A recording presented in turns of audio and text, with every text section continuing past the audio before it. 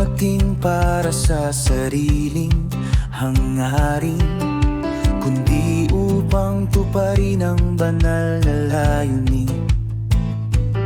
Bawat salita't hakbang na sa daan ay gawa ng Ama, banal at tunay. Ang kalooban ng Ama, dalisay at banal, ang siyang gabay ng anak sa daigdig na mortal.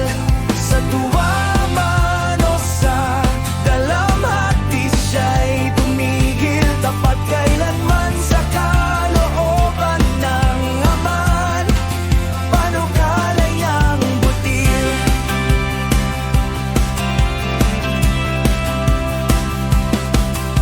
Kanyang pinagaling ang may sakit at dukha, ibinukas ang pintuan ng awat, biyaya, paghakbang ay katotohanang nadama. Bawat gaway, pag-ibig ng Ama. Ang kalooban ng Ama, dalisay at banal, ang siyang gabay ng anak sa daigdig na mortal.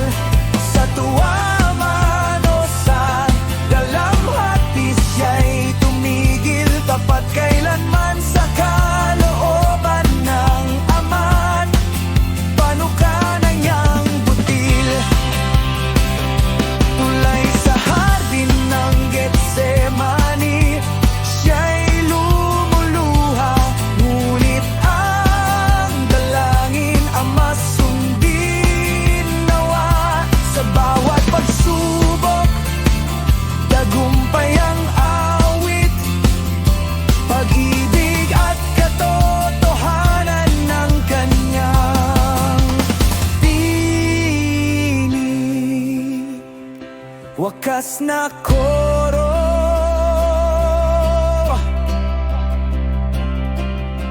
ang kalooban ng Ama,